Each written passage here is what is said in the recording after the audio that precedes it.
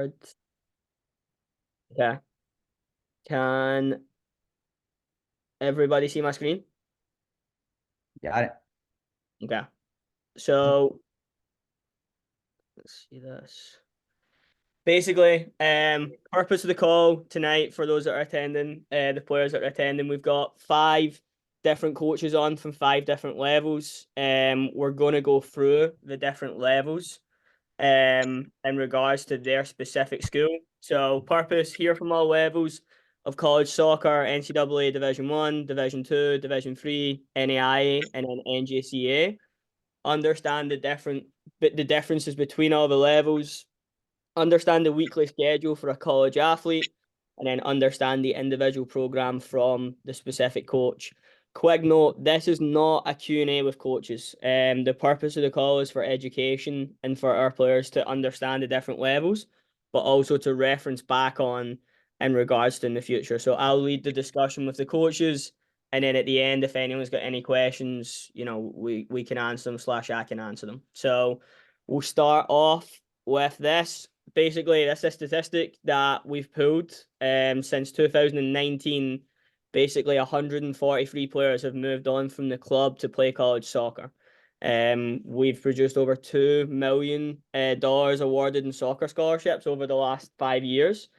And the specificness with the colleges that we've got on right now is every coach on this call has a player that has came through the club and is now either playing at the program or have played at the program. So, with that being said, we have on the Lobos page, I've updated the college soccer tab with all the resources. So, if you go on www.lobosrush.com, go across to the college soccer piece. If you click on college advisory, there's a lot of resources in regards to the college process, the individual situations with different levels. And then it also touches on ID camps and then college development program. So we will start it off with Tony. So Coach Tony McManus is the associate head coach at the University of Memphis. A lot of you probably know him from being involved with the club and also just being around in the local area. Each coach, just a head up, I've got a player playing at Lobos and then a player playing at Memphis. So I picked Logan because he was the easiest one to get access to. But basically, opening up to you, Tony, how would you describe your program at the University of Memphis? If someone was to ask you what is the University of Memphis men's soccer, how would you describe it? Oof, man, that's a tough one. I- I'd say a very good program that is still scratching the potential of what we feel like we truly can be. We play in a very good conference, one of the better conferences in the country, and we've fared pretty well in it the last several years, and we think that's not good enough for what we anticipate or think that we can be. So it's a quality program, good university, a lot of good athletics in the department as well. Okay. Um, what conference do you play in, and what days do you play? We play in the American Athletic Conference, and we typically play on Saturdays throughout the season now. And then there is one week, one game that we have in the middle of the week. So we'll have a Wednesday game at one point during the season. Okay. And in regards to your, like you just said, the conference is really tight. What are some of the teams that you're competing against within your conference? Well, the conferences are changing on a year-to-year basis now. Next year we'll lose SMU, but the SMU was in the conference. We had USF, Temple, Tulsa, UNC Charlotte. Oh man, who else do we got? UAB, FAU, FIU. I think those are the teams that are in the conference currently, and there will potentially be one or two added before the season starts. So we'll see, but it is a very strong conference. Yeah. So not specific scholarship amount that you have, but the scholarship amount within the Division 1 level. What, if you could just touch on what, scholarships are typically, which programs, if you're fully funded, what does a fully funded program look like? Are all programs fully funded? Just kind of touch on the scholarship side of things. No, it's that's a great question. 9.9 scholarships if you are a fully funded soccer program in Division 1. Not every program is fully funded. There are other schools, there are coaches that I'm very close with who they have 2 scholarships, 3 scholarships, 4 scholarships to divvy up between all the players. We are fortunately a fully funded program. Very, very fortunate, very lucky to have that. But not every program is quite as fortunate when it comes to the athletic side. So, in regards to that 9.9 scholarships, you've got to spread across a roster of how many's on your roster? Next year we're aiming for 32, which is a little bit bigger than we've had in the past. I think this year we had a roster of 30 going into preseason.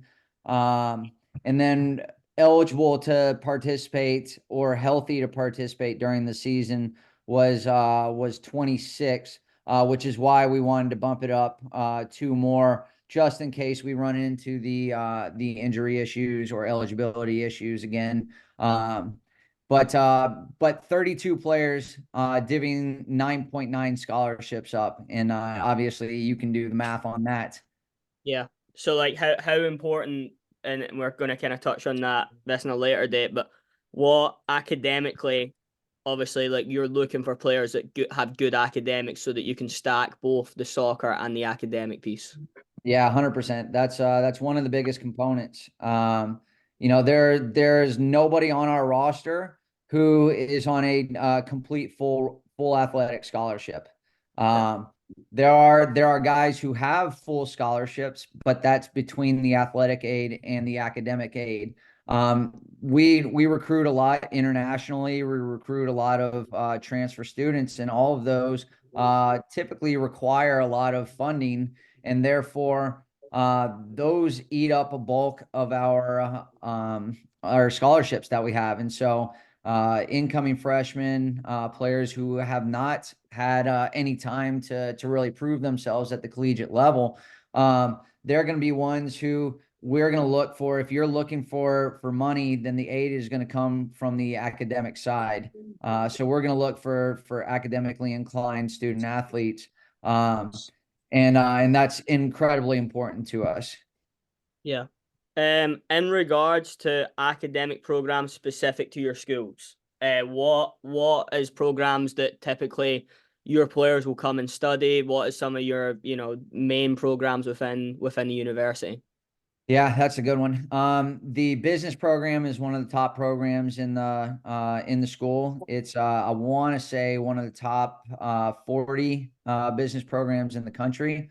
Um, it's one where we get a lot of international students, we get a lot of local students, we get a lot of transfer students that want to do the business major, and a lot of that is because we have the affiliation with FedEx, AutoZone, and International Paper. All of them play a big role in the University of Memphis, and so getting involved with one of those Fortune 500 companies when you're done with school is something that is very appealing to student athletes. And so business tends to be the first one.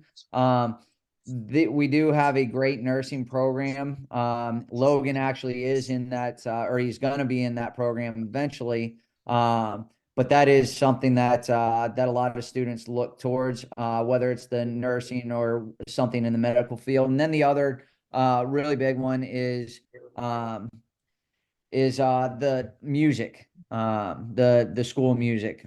We don't have any players that are in it currently. I know that we've had some players in the past, but that is one that the school really prides itself on as well. Yeah. In regards to, obviously, I know because of our relationship this season you've just had, you obviously made the NCAA tournament, and now, some of your players are starting to get trials at the professional level. when you're recruiting a player, is that something that you're looking for? Is players that want to compete beyond the University of Memphis, or is it more just come in, we'll see how we go? Yeah, I think one of the big things that we look for in players is that they do have a bigger goal than just playing at the University of Memphis. If if your goal is to play at the University of Memphis, once you've made it here, what's your motivation beyond that? And so we want players who are looking for a career in soccer, but again, recognizing that the statistics are very low, and the percentage of somebody going from college into the professional ranks is very low. Those opportunities and those doors may get opened, but they may close very quickly based on varying factors. And so for us, one of the priorities we have for players is, again, education is priority number one. Um, we got to make sure that you leave here with a degree in hand, because if the soccer doesn't work out, then you have that fallback option. Yeah. So yes, we do want players who have a higher goal than playing here, but also realistically recognizing that more than likely that's probably not going to be their career path. Yep. Roster breakdown. Your current roster, what are we looking at? How many internationals? How many domestic kids? What is the roster breakdown of the University of Memphis? Yeah, so there's we've tried to really be a lot more conscious about doing our due diligence when it comes to recruiting local players. I know that over the first several years that we were here, we might have had one, maybe two, or no local players that were in the program. And so over the past several years, we've looked to try to bring one to two local players every year. And so now I think we have next year we will have, I think it's six local products that came from the club or one of the other local clubs.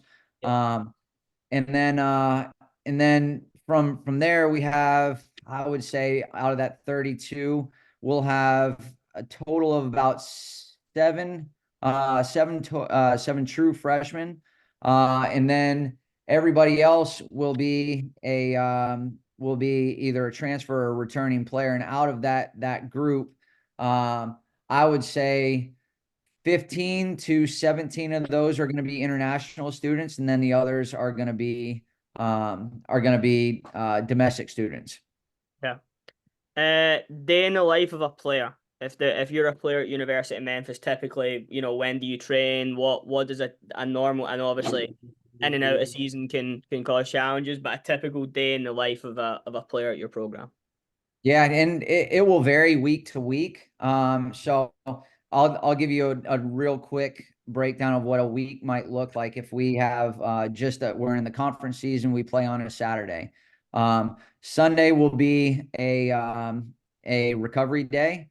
Monday will be a day off where there are no soccer related activities whatsoever. Guys are supposed to take care of their academics, make sure that they're staying on top of all their schooling, and then from there, it's take care of any priorities you have outside of soccer, anything that you need to do. That's your day to rest, recuperate, recover, and just make sure that you're ready for the week. On Tuesday, they'll come in, they'll have a morning lift session, they'll do some light weights. A lot of it's just really kind of learning the movements, just keeping up with the activities that they'll get into in the spring. Then they'll go to class or they'll do that lift about 8:30 to 9:30. Then they'll go to class from roughly 9:30 through 1:30. Come over, we'll start training around 2 o'clock, 2:30. We'll train roughly, depends on what day of the week it is. We'll go for an hour and a half to an hour and 45 minutes. And then Wednesday, they'll have classes in the morning. We'll train in the afternoon. Thursday will be the same schedule as Tuesday, except the morning lift will actually be a mobility, flexibility, stretching, core workouts, and then they'll do classes. Then they'll come back and train. Friday we will, if it's a home game, we'll train. And then in the evening, we'll have a team get together at one of the local parents' homes or one of the coaches' homes. We'll host the team for a meal prior to the match the next day. Then Saturday, get up, rest throughout the day. We'll have a team meal 4 hours before the game. Then we'll get in about 2 hours prior to match to do some film and some scouts, and then we'll play a game and then rinse and repeat for the following week. Appreciate it. That's really good in terms of the in-depth look at it. In terms of what you look for in a player, I know that's a broad question, but just say, you're going to a showcase, you're going into a club. What are non-negotiables when you're looking for a player? Yeah, and I think when any of the coaches go and recruit, we're all looking for the same thing. Somebody who's technically sound, somebody who's got a good soccer IQ, somebody who's a good athlete. But I think, those are the bar nones. Everybody has the same standard when it comes to that. And I think one thing that we've really started to emphasize and really look more in depth at when we go and watch players is body language. When they have the ball, when they make a mistake, when a teammate makes a mistake, what their character is like in those moments in the game, when the referee makes a bad call, when something doesn't go their way. We're looking to see what their reaction is, what their body language is, how they react to that.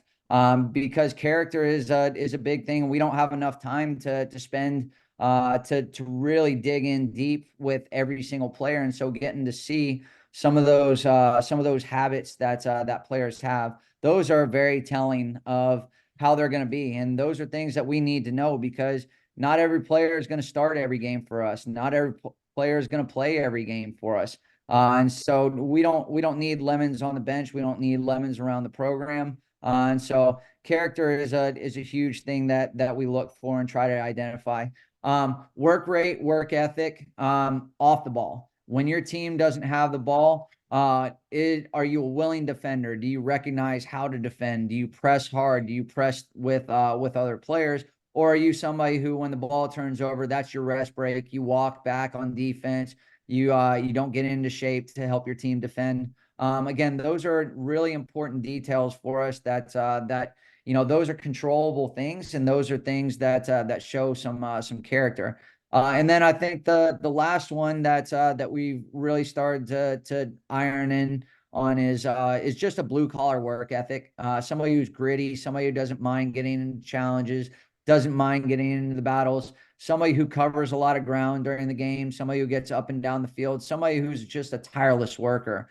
Those things are really, really important to us. And, a lot of the times now we'll go and watch a game and there'll be a player who's just incredible technically. He dribbles 14 players, but he's not the one that we're looking at. We're looking at the one who's gonna work the hardest when their team doesn't have the ball. When they do have the ball, finding ways to help their team in and out of possession. So a lot of those things are the things that we really started to try to bring more into the program. Appreciate it. And then last question, how can like players from the club get in front of you? Like how can they get in front of the University of Memphis? Yeah, absolutely. There's a lot of different ways. We just committed Jack Langford and Ryan Rugaru from the club, and both of them, I've spent a lot of time watching them. Kevin Tello's been able to get out and watch them a little bit, and Richard, he's got a pretty busy family. He's got a son that plays soccer, and so he tends to be very busy. So he doesn't have as many opportunities as Kevin and myself to get out and watch the kids. But it is very important for all the coaches to be able to get out and see the local players playing. And so the way that Richard made a final decision on both of those guys was through our winter ID camp. We do a summer ID camp, and I think I want to say both of them actually attended that as well, and both of them did very well.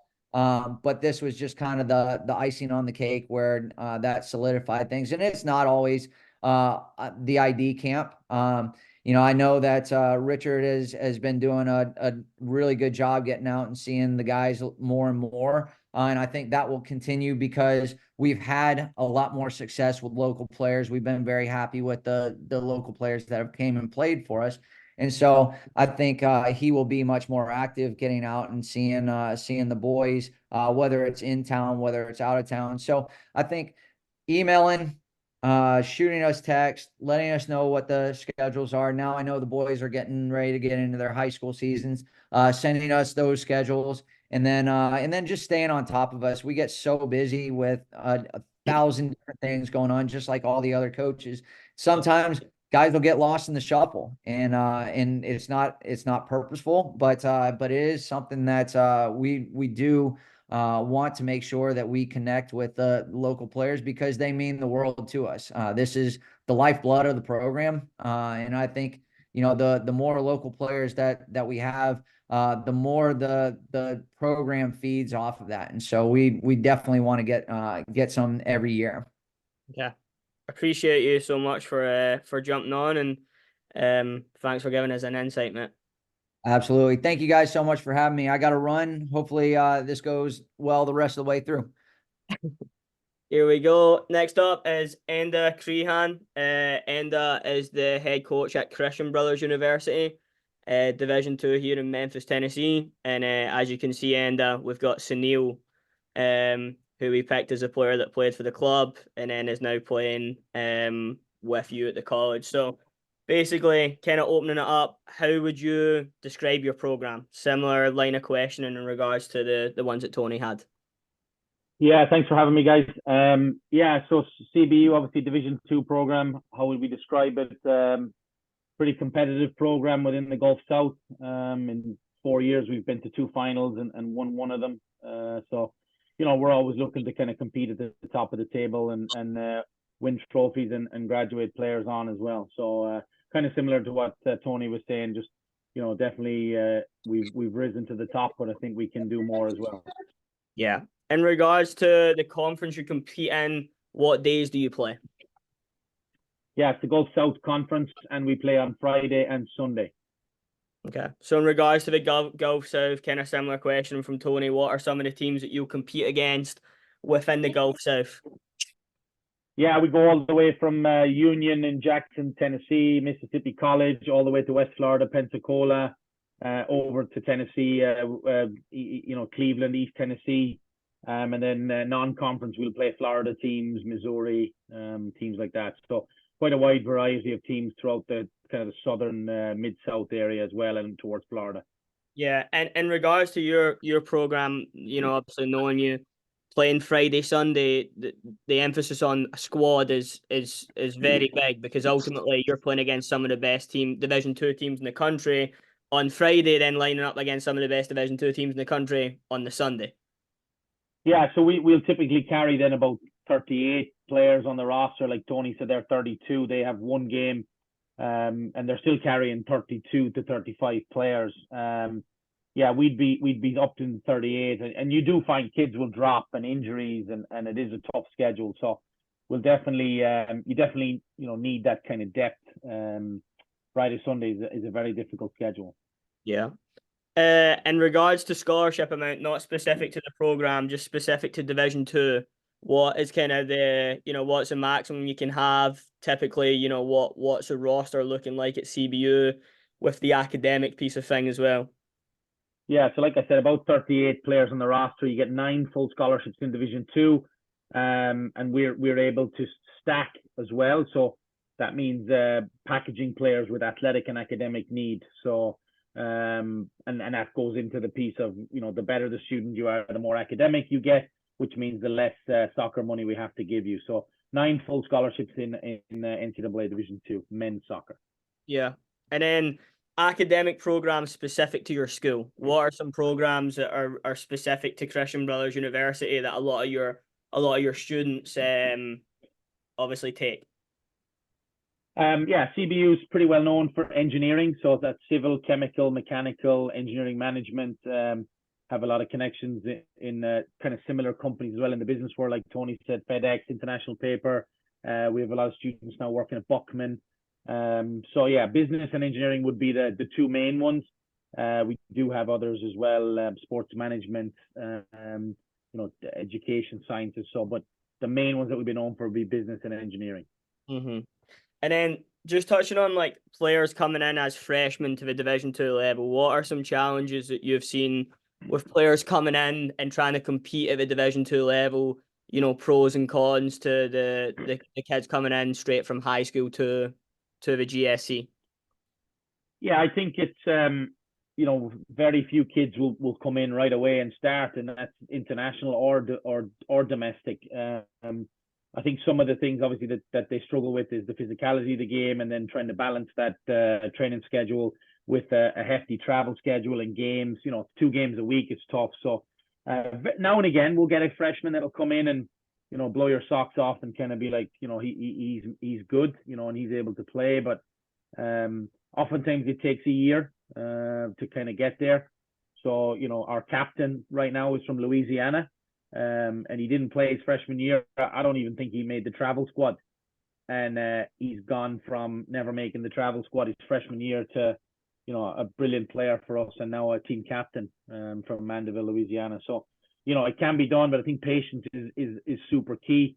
And, having that ability to just knuckle down for the first year if it's not all going your way and you're not getting the playing time that you did in high school or in club. Yeah. In regards to obviously knowing you that, it's been highly successful since you've came in to the program and you've been lucky enough to move some players into the professional game, what, if you're recruiting a player to CBU, what are some things that you'll be saying in regards to what you can kind of the end goal of, the degree and then also the potential to play in the professional routes? Yeah, something similar to Memphis, right? We're always we want our players to play at the next level if they abilities there. A lot of our players will play USL2 and MPSL in the summer. And then there is a handful of guys like you want kids to have higher goals, on the field and off the field. So, I think we've produced maybe 4 professionals in the last 4 years. Yep. So it's not a bad rate actually for a Division II program. But yeah, I mean, listen, the options are there, the connections are there, and it definitely can be done. Again, that's a patience piece as well. You've got to maybe go on maybe a couple of trials. Some kids think you go to one trial and it works out, but it doesn't always work and stick that way. So, patience is such a key thing within sports and college and professional level. Some kids have the patience, some kids don't. But yeah, we've been very lucky with the program. We've had success as a team, and then we've had success in terms of kids going on to play at the next level. And some of that's down to persistence as well. So, we had a kid signed recently in Belgium. I mean, and that was persistence. I think who I'm talking about. So, persistence is such a key part of it, and patience as well, and being just kind of grinding away at it. So the options are there. There's, you see more and more professional players now out of the other levels. So it's we're happy with four players at the moment. So maybe a few more, but it's definitely possible. Yeah, for sure. And then roster breakdown, just like a brief roster breakdown, international, domestic, like where are the players at CBU all coming from? Yeah, this year we didn't have we have a good lot of players from Louisiana. That's always been a history with the school. I think 2 years ago when we won the championship, we had probably more Memphis-based players. Even in the starting lineup that year, we had like Caleb Tammy and Habib Benate, Wayne Davis, and then we had we had other players like Cam Raider and stuff like that were involved in the squad. So at the moment, we'd be kind of like Tony. We'd have a lot of transfers and heavier in the international. We do have a couple of players that we're talking to locally that offers have gone out to, but and we just transferred in a kid from Louisiana again. So we've kind of always had that history with Louisiana players. It's kind of, we want to get more kids as well in locally. but obviously they've got to be the right fit as well and academically, and the Friday Sunday makes a huge difference, and it's just finding the kids that we think can do that as well. So at the moment we have a good few local kids, and we just got another kid, as I said, from Louisiana in the winter. So I would say we'd probably have 8 to 10 non-foreign kids, and then we might have about 20 something of foreign kids. So I think Memphis had about 17 or 18. We might have 22. Yeah. Okay. And then day in the life of a player at CBU. Yeah. So busy week. Monday's the day off. Tuesday in the morning they will either lift or have recovery with the trainers. So Monday we're not allowed to touch them. That was our NCAA day off. Tuesday afternoon will be kind of our up day, if you want to call it, in our maybe like periodization for the week, because it's a short week in college soccer. That would be kind of our up week in terms of loading the players and intensity of the session.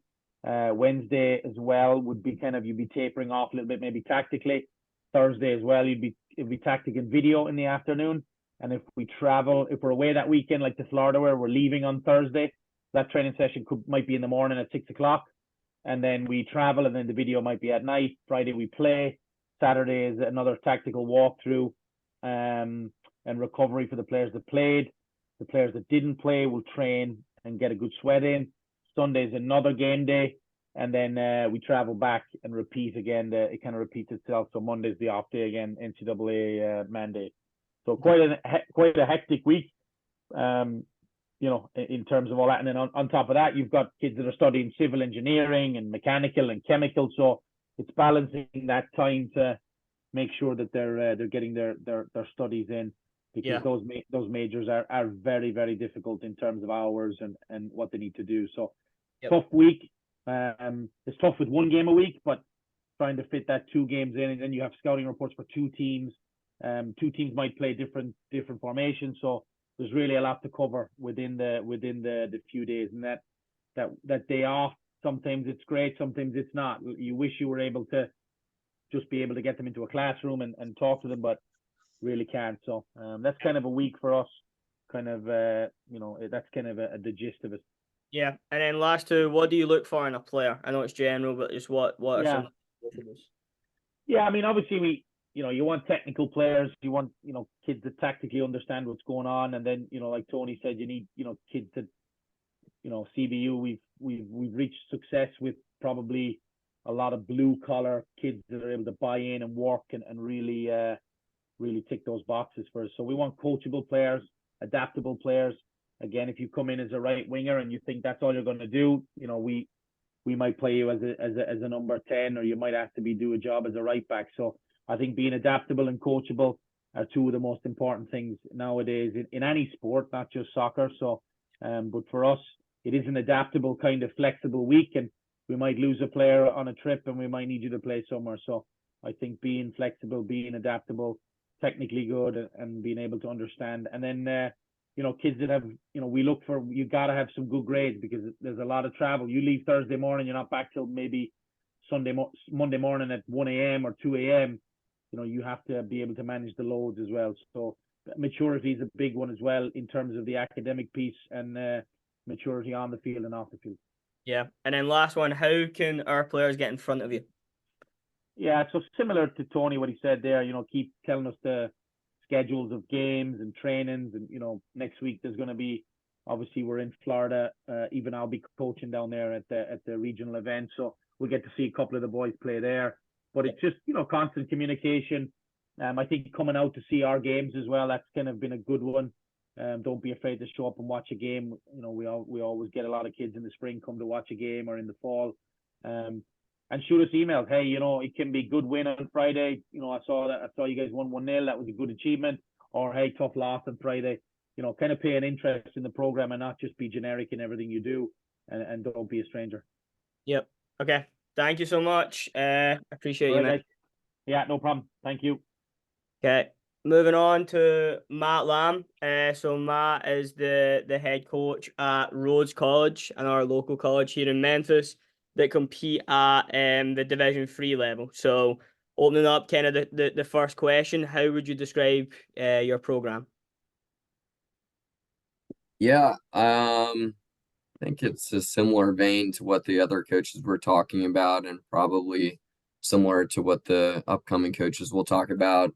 But we've generally been a successful program over the past few years. The biggest difference between the two coaches that just went and our own is that we're Division III, which I'm sure James will ask a few questions about some of the differentiating factors in general about Division III. But you know, there's a real balance between the academics that the applicant, the prospective student athlete is searching for, with obviously the soccer component, and then that continues when you are a a player here as well. But I think that a really distinct feature about us is that we have players that really do extremely well in both realms. We've got above a 3.6 team GPA, at a school that's very difficult to get into and very demanding while you're here.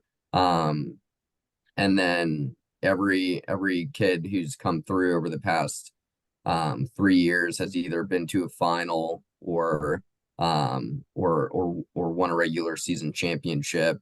So they've been really representing the school well.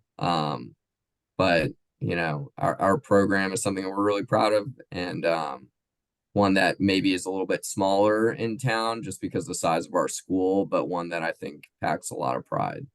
Yeah. So what conference do you currently compete in, and what days do you play? Yeah, so we play the same days as ENDA. We play on Friday and Sunday. So there's actually a lot of similarities which we haven't discussed with each other, but between our schedules, just the periodization. And then we compete in the Southern Athletic Association. So our conference is very spread out. We compete all the way from Georgia to Arkansas. We were in Mississippi. We're in Alabama. We're in Kentucky. Another school in Tennessee. So we're all over the place. And the travel is demanding, but that's the main reason we're Friday, Sunday as well, so that we're not missing a ton of class during the middle of the week. Yeah. And then this one obviously specific to you, scholarship amount. So kind of touch on the scholarship situation at your level, and then also other ways that players can potentially get the scholarship at your level.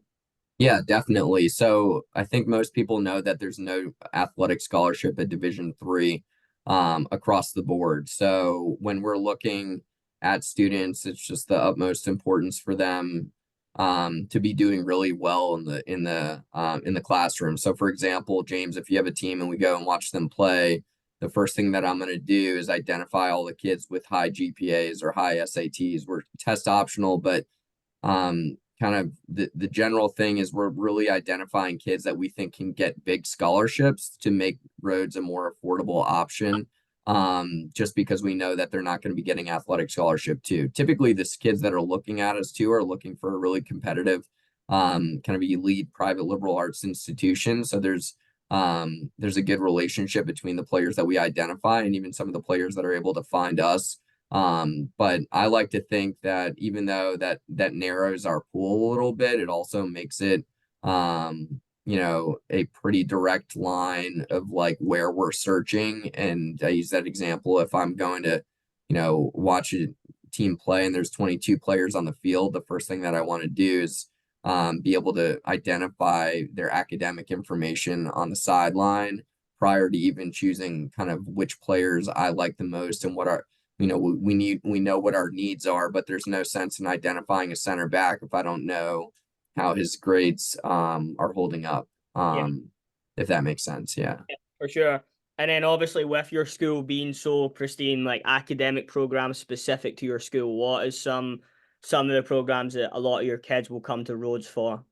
Yeah, we really have guys studying a lot of things across the board. I'd say one of the bigger attractions are definitely our sciences. That's probably different than some of the other local schools here in Memphis. We produce quite a few biology and environmental chemistry majors.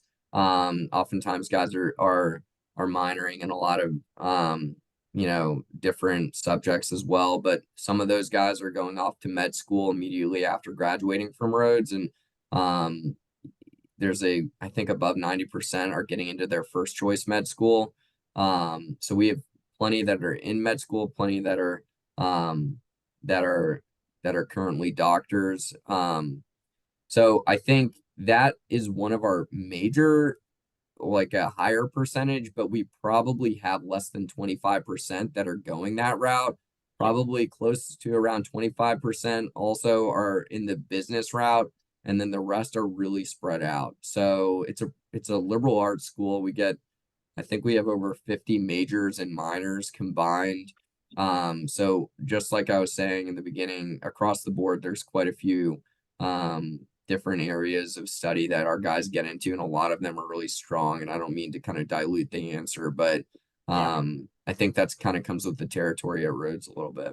Yeah, for sure. And then roster breakdown. What kind of does your roster look like right now? Obviously, we've got Nick on the screen there, who's a player who came through the program that went on to play for you. But what's the roster breakdown currently at Rhodes? Yeah, so in terms of numbers, we kind of teeter a little below, but typically probably a little above the 30 mark. Say that I think one of the factors that probably represents it's not an international diversity that we usually bring in. And I think that might be your next question. We're 100% domestic. That's not by choice. I think some of it is just an international student, for example, might not be getting as much federal aid, different things like that that make being a domestic student a little bit more favorable sometimes. But where we do have quite a bit of diversity is I think with those 30 guys, we have over 15 states represented. So we have kids all the way from Seattle, California, Connecticut, Florida, Texas, and everywhere in between. So there's quite a bit of, every single class has kids coming from different places. And I know the audience right now is definitely more local. Nick is a perfect example of a kid that we identified locally that represented some of the things that the other coaches were talking about, that blue collar mentality.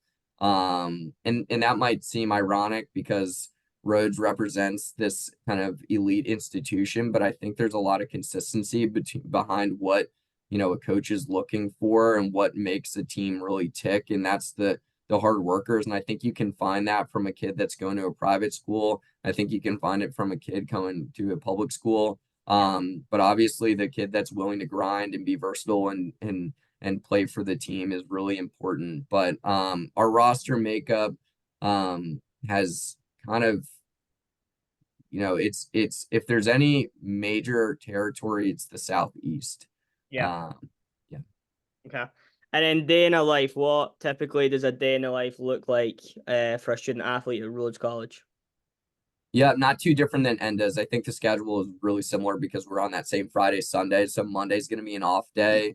The spring it provides a little bit more time with less games to go and do an internship, which is kind of the balance that I think Division III provides quite a bit more of than Division I or Division II. Yep. So our guys that want to get into business will be doing internships at some of those Fortune 500 companies or research at a hospital, whatever that might be.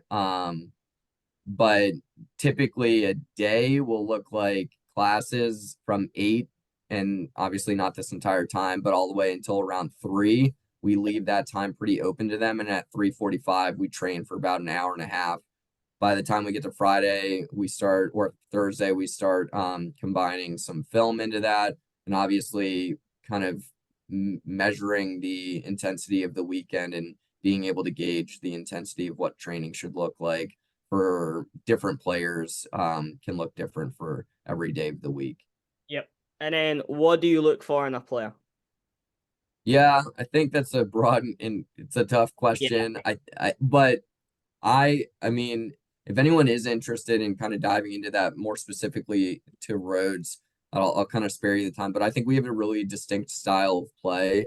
And I think that style of play matches our philosophy. And then our recruiting needs to be consistent with identifying players that I think will do very well within that environment. So if you're a 6 that just wants to sit and be a pocket passer and not do the work to be a Conte or Hoiberg or whoever it is to kind of cover the ground that we look for in the middle of the field, you might not necessarily be a good fit for us. So I think there's a lot of positional aspects that we look for. Of course, there's the body language piece that Tony was talking about. There's different factors to identify players that are like, you're going to work. I want to find someone that's really going to be working just as hard as if they are a starter or if they are not playing at all and they need to earn time on the field. And that should be as hard as they can possibly work. I think there's obviously a transition and there's things that can be discouraging, but there's a level of mental toughness that I think we look for as well. Kids who have been through some level of adversity and how they have handled it. We try to look into the details of each recruit as much as possible because we care more about our culture that we're creating. And I think that's been a lot of the reason we've had recent success than only identifying the soccer player. Yeah, for sure. And then how can a player get in front of you? How can a Lobos Rush player get in front of you at Rhodes? Yeah, I think being persistent and proactive, it might seem that since we're so close that it would make the relationship that much easier, but we're recruiting really frequently and we're, either we're Florida or Vegas or wherever, like we're all over the place recruiting. So sometimes, whether it's a local player or a local coach, you can take for granted the fact that, 5, 10, 15 minutes away, there's really good soccer that's happening. So I think a really important thing would just be to be proactive with the communication over when your upcoming game is and what your interest level is in that specific school and why. Like being specific, coming to our game, letting us know, but also letting us know when you have an upcoming high school game or club game or whatever it might be that's going to be competitive and a good opportunity to see you play. And that seems obvious, but I think like if we hear that from a local kid and they're identifying, hey, we're a great academic school, I've got the grades to go there, I've done my research, I've grown up going to camps at Rhodes, whatever it might be, like I love the school, come and watch me play. In no way, shape, or form am I not going to see that kid play. I'm definitely going to make my way out. So I think flipping this onus a little bit over the responsibility of the coach to take thousands of kids and then be able to like see every single one compared to the kid who's expressed and done his research and says, hey, come and watch me play, especially if it's the convenience level of driving out to Mike Rose or whatever it might be and it's really close and being able to see you play that quickly. So sometimes that could just be shooting us a quick text or an email a day ahead. Other times it's, hey, I've got this upcoming showcase coming up in the beginning of February. Just letting us know and over communicating cannot be a bad thing. Yeah.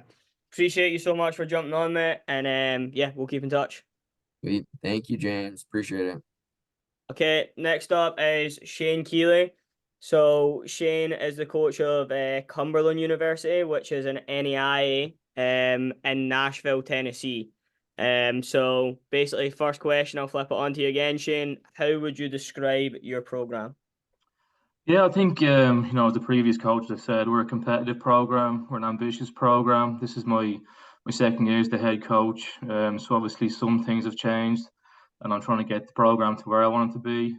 So again, ambitious. We had a good year this year. We won our conference tournament, got to the national tournament. So we want to push on from that. Yeah. What conference do you compete in, and then what days do you play? So we play in the Mid-South Conference. That's mostly Kentucky, Tennessee, a couple of Ohio teams in there. And it's kind of different to, the GSC or Memphis. We kind of have some freedom with our schedule. But if you look at last year, we mostly played Wednesdays and Saturdays. Yep. Okay. And then in regards to scholarship amount, this is obviously something that's different from the NCAA to the NAIA. If you could just touch on the scholarship amount at the NAIA level. Yeah, so a fully funded program would have 12 scholarships. So a good bit more compared to the 9 at D2 and the 9.9 at D1. Yeah. And then in regards to being able to spread that across a roster, how many, typically how many do you carry at Cumberland in terms of the roster size? So on our varsity roster, we had about 32. So we have a JV program as well, which has its own separate budget. But for varsity, we have about 32, so 12 scholarships between those 32 players. Yeah. And then academic programs specific to your school. What is some Yes, so programs that most of your players compete at Cumberland? So we're a liberal arts school as well, so we have a wide range of degrees. The most popular ones with our boys would be the sports management, sports and exercise science. We have a really good nursing school that competes with Vanderbilt up here. And then we have, your general business ones, we have IT. But yeah, the most popular ones are the sports and exercise science. Some of the lads get to go down to the Preds, go down to the Titans and kind of do some shadowing down there. So it's good for those programs. Yeah. And then roster breakdown. In regards to your roster, what does a roster look like at Cumberland right now? So domestically and internationally, I'd say we're 60-40, maybe nearly 50-50 domestic and international. Obviously with more scholarship, it kind of allows us to kind of recruit internationally a little bit more. We do have a lot of local lads. Domestically, you're talking, we had lads from the Bronx in New York all the way to California and Texas and Seattle. So it's an attractive program with more scholarship than other divisions. So we try and keep a good balance. I think in our program right now we've got 9 different nationalities from Europe, from Africa, from South America, and then we do have a lot of Nashville boys. We would like to get more Memphis boys. I coached at Lobos, coached at CBU. I played at Memphis, so I have a good feel for the city. So I would like to get more Memphis boys involved in our program. So yeah, we're definitely a good mix of cultures and a good wide range of American diversity. Yeah. And in regards to a day in the life of a player, what would a day look like as a Cumberland player? So if you look at last season with our games on Wednesdays and Saturdays, you'd have Sunday off. And then you come in on Monday, you'd practice, you'd have class from say 8 until 1:30, 2 o'clock. Then we'll practice from 2:30 to 4. And then they have whatever downtime they have. We have to have study hall twice a week. So whether you're doing that on a Monday or a Thursday, they have those kind of academic requirements. On Tuesday, the day before a game, we'll probably have an hour session where it's a little bit lighter. It's kind of fun and competitive.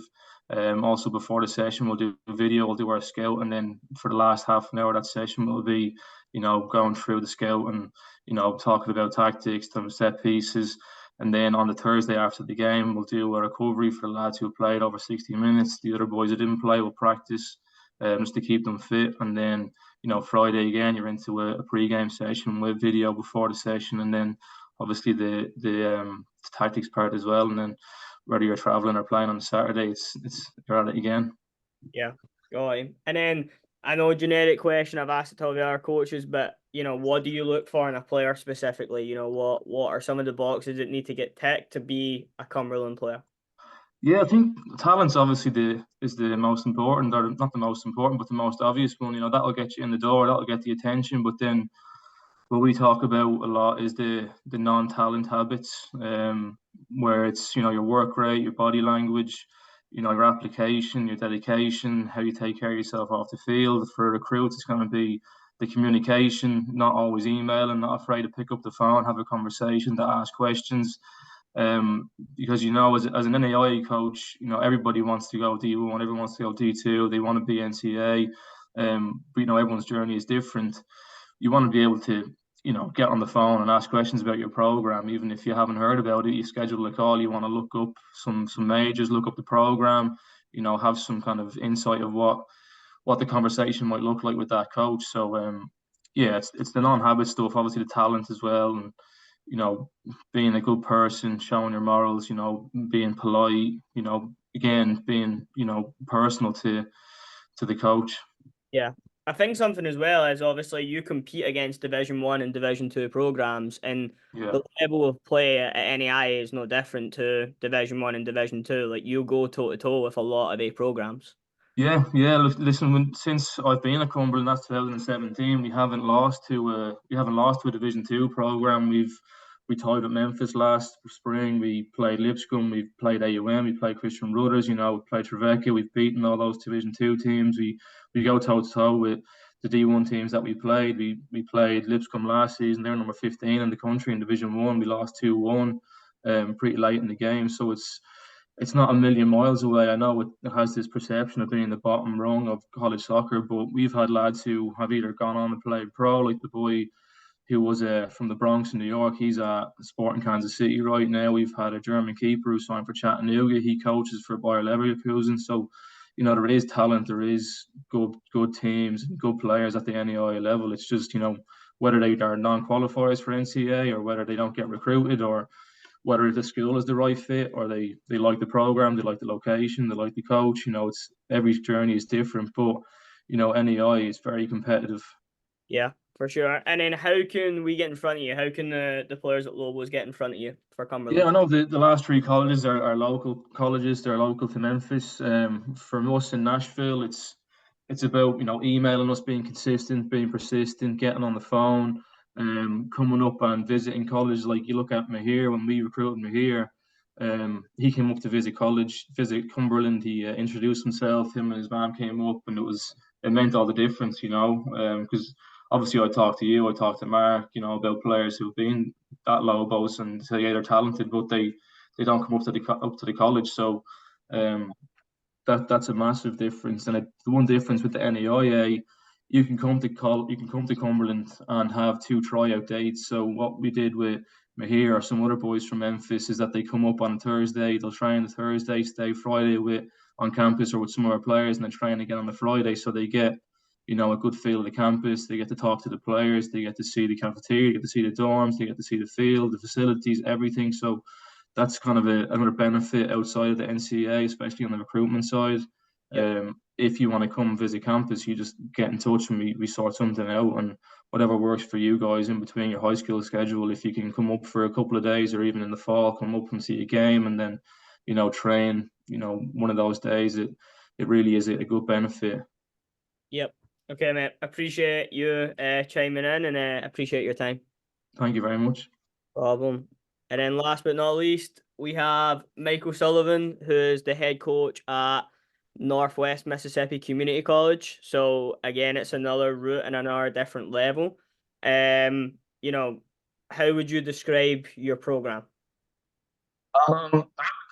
Program as the JUCO program, but it's competitive within the league that we play in, and it's just a program that is very much supported by the administration. We're looking to build and make a dynasty here. So yeah. Okay, I think maybe your microphone's a little bit blurry. Yeah, we got bits and pieces of it.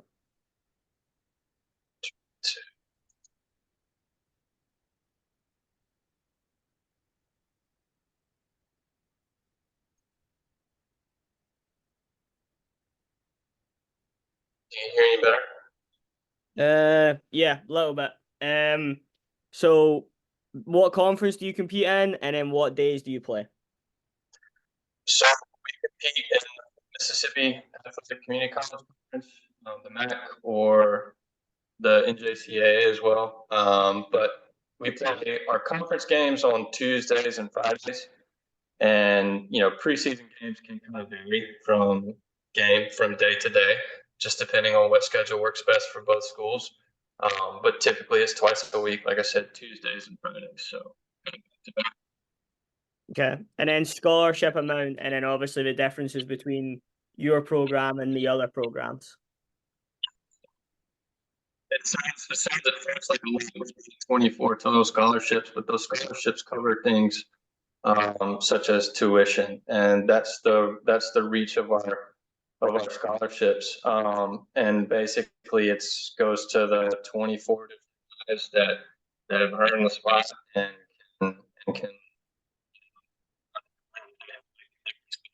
That's it. It's just the tuition. Mate, it's kind of cutting in and out the audio. Do you want to jump in on your phone? I'll jump on my phone. That'll probably be better.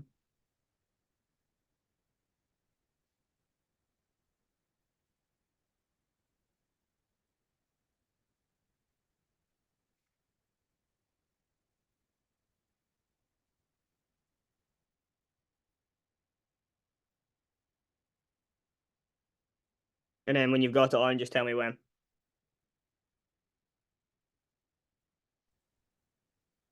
Yeah, you got me?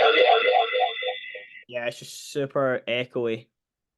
That's because I have my computer up at the same time. Sorry. Okay. Yeah. So yeah, that's perfect. Yeah, just slide your camera on, then we'll be good to go.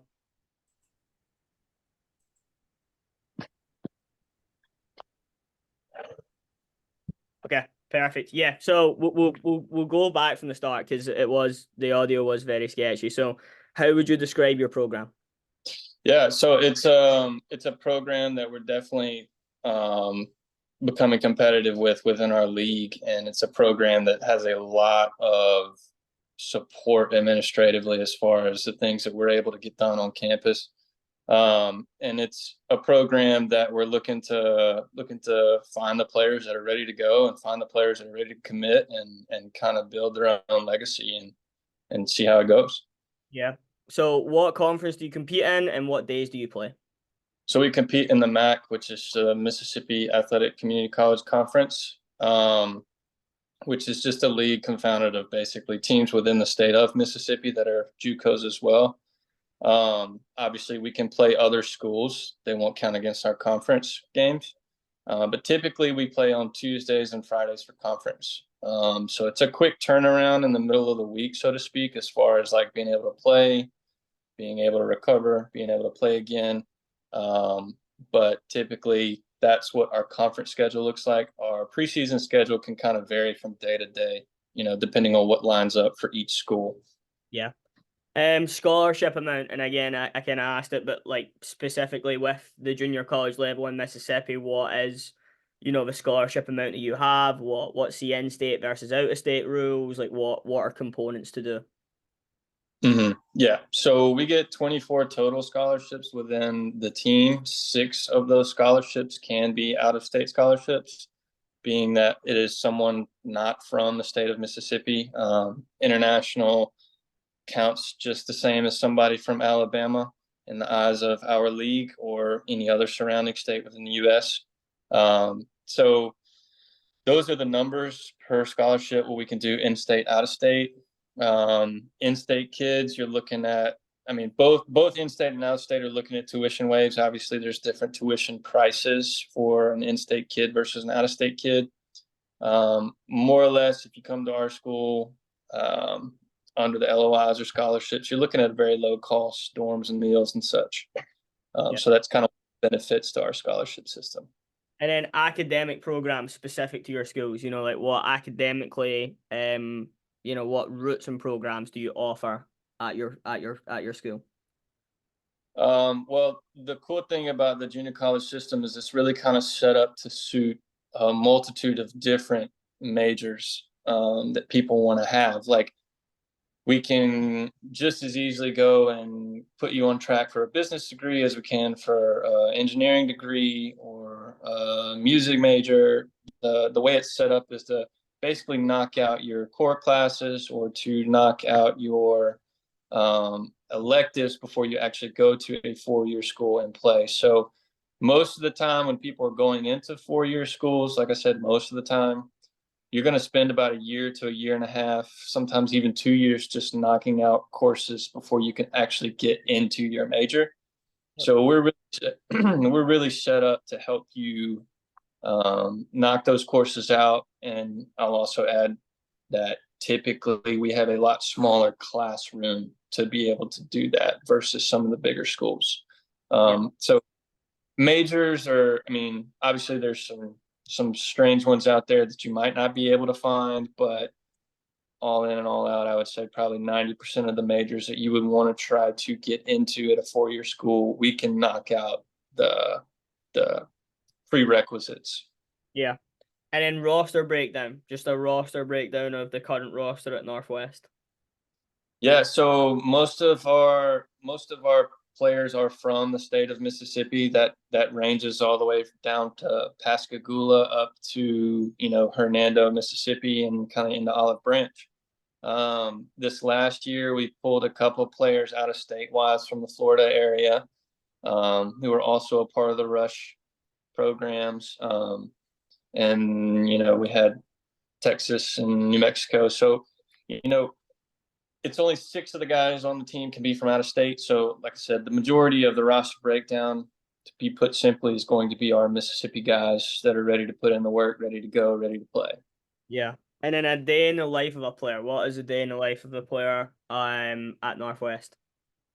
Yeah, so most of our players pretty much have the same schedule, minus 1 or 2 maybe labs that kind of pop up here or there. But through our academic advising services, we're basically able to set up most of our courses to where our players have class from 8 to 12, right?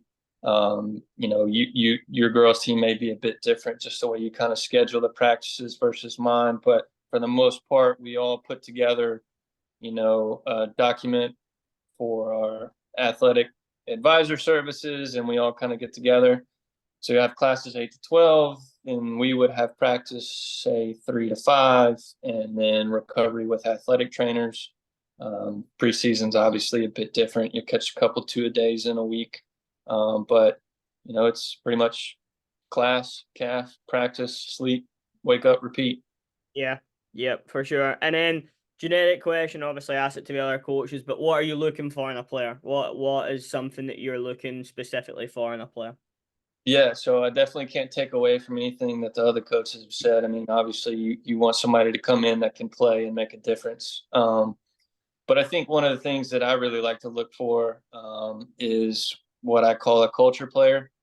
It's a player that's going to come in and maybe not 100%, you know, like fit the culture, but maybe fit what we want the culture to be, right? If you're somebody that we can see that's going to help us, you know, fight through the adversity, so to speak, and make sure that you are going to help row the boat in the same direction as everybody else, you're definitely going to be one of the kids who is maybe more technically sound. You're going to be better off than maybe one of the kids that's more technically sound, but might be less of cultural improvement to what we're trying to get.